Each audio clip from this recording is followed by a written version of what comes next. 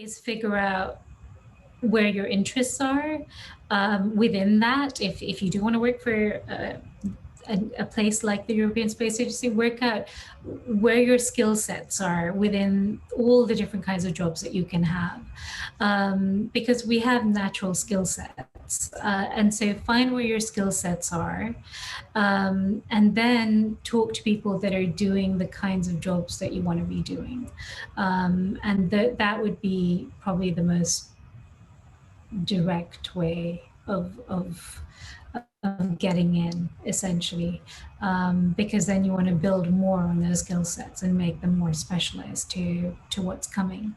But if you want to enter on the science side, which is essentially what I've done, in order to do it faster, faster than I did, certainly, I would say if you're ambitious, if you can propose when opportunities come up for ideas for instruments for space missions, developing science cases for instruments that are already under study for space missions, and you get involved in developing the science cases, coming up with new ideas about what we could do with better technology, that will get you here faster, certainly faster than I did. And that's not what I did, but I think that would definitely have fast-tracked you into a position like that. It's really important to be current, so you should know what the European Space Agency is doing. Ideally, if you're interested in one of the missions and in the science coming from one of the missions, then start working in that field, or find people that are working in that field, and maybe develop collaborations with them. To if you're a student, then you can sort of get in touch with them and sort of ask what they've got going. You can ask for an internship in their field, or you can start a collaboration, start a project working with them towards the end of your PhD. And then get in touch with, we have many project scientists who would love to hear from people who are interested in our missions.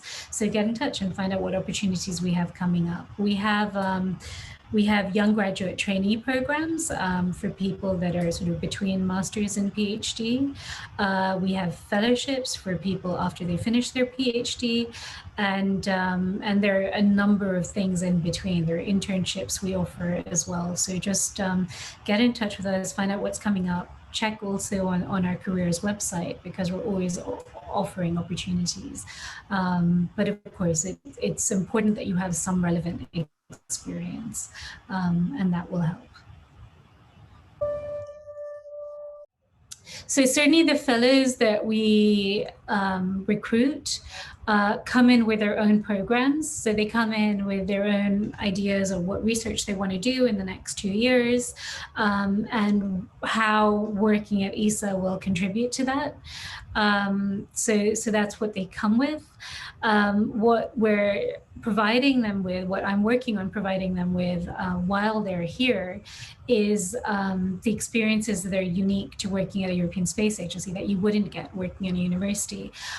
So we're offering them experience, basically, on working on different aspects of space missions, or communication projects that we have going on, so they can get their hands dirty with new data, basically, that's coming down from new instruments, and they can be some of the first people to see that new data and help work out whether we can reach our science, whether the community can reach their science goals with that. For instance, that's one of the opportunities we give them. We've got a massive mission that we're working on with NASA that will be going up later this year, called the James Webb Space Telescope, and that will so there's opportunities to work with the very new data that's going to come off that for its commissioning, basically, when we deal with the first data that comes down and try and work out whether it's got the performance levels that we expect. So they'll get really unique experiences. The fellows that are taking on those duties will get really unique experiences that they couldn't get anywhere else. So that's what we're certainly trying to give them. But there's a whole range of things they can get involved in, of course. Career, I got a lot of experience working at similar institutes, which really helped. So, working in getting the experience of doing a few postdoc positions in very different environments helped you understand how the community works and how different kinds of scientists essentially build their careers in different institutes. Then, before I joined the European Space Agency, I was working for a similar European international organization which builds telescopes and runs them for astronomers all over the world. And getting experience in running large astronomical projects for astronomers worldwide gave me a lot of the background and a lot of the knowledge of the community that then put me in a good place when I applied for this particular job at the European Space Agency. Are getting to see from the ground already what new missions are going to achieve. I think it's super exciting to see what the future will hold. Some of those will only happen after I've retired. But to see them take shape and to see what we can do. Sometimes my job feels like living in science fiction. It's amazing. The other real highlight of my job is just getting to work with the really brilliant scientists and researchers that we have in the division and across their directorate, and supporting the research that they want to do, particularly with the young postdocs. I think they have so much energy and so much enthusiasm, and working with them to try and figure out what they want for their careers is a really rewarding part of my job. Getting experience working in different institutes is really valuable because it gives you exposure to environments, different ways of conducting science, and also exposes you, ideally, if you're working in different countries, to very international environments. And I think getting experience of working in heavily international environments is key to succeeding in this particular position. The other thing I would say is getting experience, I think knowing what the European Space Agency is. So getting some experience working here, either if you can, if you're early on off enough in your career, to spend time here as a YGT, as a young graduate trainee, or as a research fellow, or even to come and visit, just even if you don't want to do those things, just to come and visit and work with our scientists, with our engineers on a project for a while. We have a number of visitor schemes. Then you know the environment, you'll know what's going on. The other thing is you have to be a citizen of one of the ESA member states.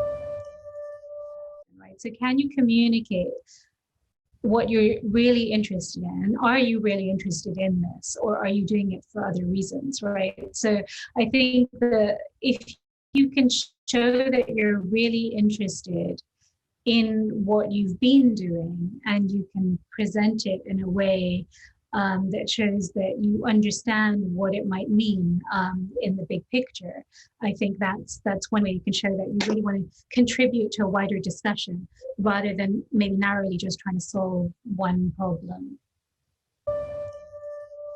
It's really important to be current, so you should know what the European Space Agency is doing.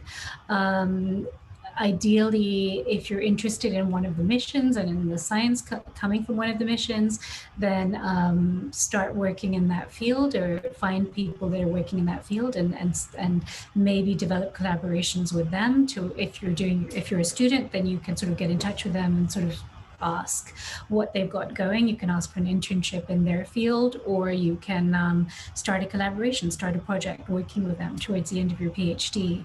And then get in touch with, we have many project scientists who would love to hear from people who are interested in our missions. So get in touch and find out what opportunities we have coming up. We have We have young graduate trainee programs for people that are sort of between master's and PhD. We have fellowships for people after they finish their PhD, and there are a number of things in between. There are internships we offer as well. So just get in touch with us, find out what's coming up. Check also on our careers website, because we're always offering opportunities. But of course, it's important that you have some relevant experience, and that will help. And so my day to day is a number of different things. The One of my key goals is to make sure that our science missions maximize the scientific return for the communities that we're serving. And so I work very closely with the project scientists across our directorate in the European Space Agency to make sure that we are in fact doing that. Spot where potential problems might be coming. If there's issues, then we have to resolve them, brainstorm ideas on how to fix any potential issues that are, have to come up with a plan of how to deal with that. At the same time, we're developing new missions, so we're making sure that those will be able to deliver on the scientific goals that they're originally designed for. And so we're continuously giving input on that. Then I'm also responsible for our fellowship program, which is our very brilliant postdoctoral researchers that come here and work for 2 to 3 years on their own independent research, and making sure that the time that they have here is productive and that they get unique experiences that the European Space Agency can provide them. And the third part of my job is to work on communications and make sure that we're communicating what we're doing with our science missions, not only to the public, but also to the scientific communities, to make sure they know what opportunities are available to them and how they can use our data so they can make their discoveries. So if you're finishing your PhD, I would find whichever missions are coming up in your area that are relevant to any kind of the scientific background that you have, then I would contact there's usually lead scientists. So I would contact those lead scientists and find out what's going in their teams and whether there's any tasks that they would like being done basically in their teams.